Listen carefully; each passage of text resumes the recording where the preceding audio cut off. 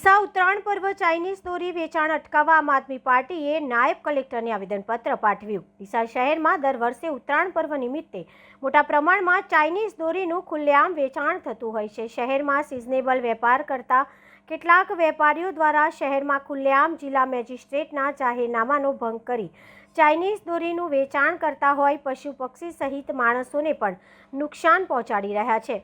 અનેક વખત ચાઇનીઝ દોરીના કારણે પક્ષીઓ ઘાયલ થતા હોય છે તો અનેકવાર વાહનો લઈને ફરતા બાઇક ચાલકને ગળામાં ચાઇનીઝ દોરી અડી જતા ગળું કપાવાથી મોત નીપજ્યા છે। ત્યારે જીવદયા પ્રેમી સહિત પર્યાવરણ પ્રેમીઓમાં પણ ચાઇનીઝ દોરીનું વેચાણ કરતા વેપારીઓ સામે ભારે આક્રોશ વ્યક્ત કરવામાં આવે છે। ત્યારે આજે ડીસા આમ આદમી પાર્ટી દ્વારા પણ ઉત્તરાયણ પર્વ નિમિત્તે ચાઇનીઝ દોરીનું વેચાણ તાત્કાલિક અસરથી અટકાવવામાં આવે તેવી માંગ સાથે નાયબ કલેક્ટરને આવેદનપત્ર આપી ઉગ્ર રજૂઆત કરવામાં આવી હતી।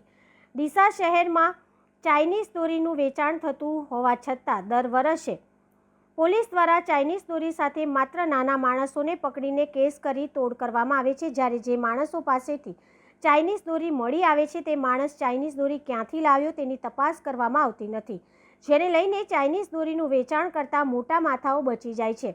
ત્યારે આ વર્ષે ડીસા શહેરમાં સંપૂર્ણપણે ચાઇનીઝ દોરીનું વેચાણ અટકાવવામાં આવે તેવી માંગ ઉઠવા પામી છે। ડીસા શહેર સિઝનેબલ વેપાર કરતા તમામ વેપારીઓની દુકાનો અને ગોડાઉનમાં પોલીસ સહિત વહીવટીતંત્ર તાત્કાલિક અસરથી તપાસ કરવામાં આવે તો ડીસા શહેરમાં ઉત્તરાયણ પર્વ પહેલાં ચાઇનીઝ દોરીનું વેચાણ થતાં અટકાવી શકાય તેમ છે। પરંતુ બિલાડીની ડોકે ઘંટ બાંધશે કોણ, જેને લઈને પણ સવાલો ઊભા થઈ રહ્યા છે। રિપોર્ટર રાકેશ ઠક્કર, ડીસા, બનાસકાંઠા। નમસ્કાર, હું એડવોકેટ સુભાષ ઠક્કર, આમ આદમી પાર્ટી ડીસા શહેર પ્રમુખ। આજે પ્રાંત ઓફિસ ડીસા અમે આવેદનપત્ર આપવા આવ્યા છીએ।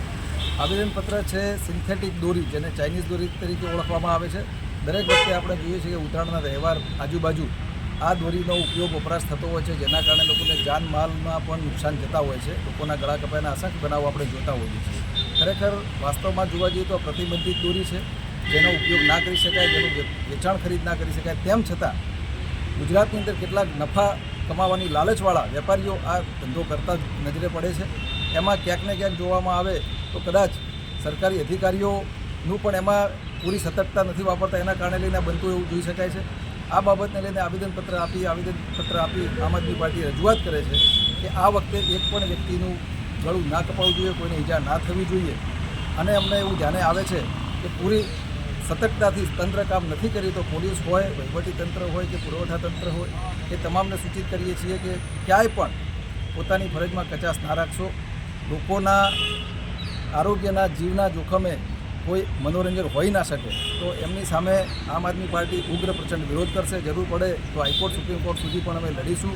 પણ આ રીતે કોઈના વહાલ સોયા પોતાના જીવ ગુમાવે, કોઈ લોકો નફાની લાલચમાં, પૈસાની લાલચમાં ધંધો કરે, એ હવે ચલાવી લેવામાં નહીં આવે।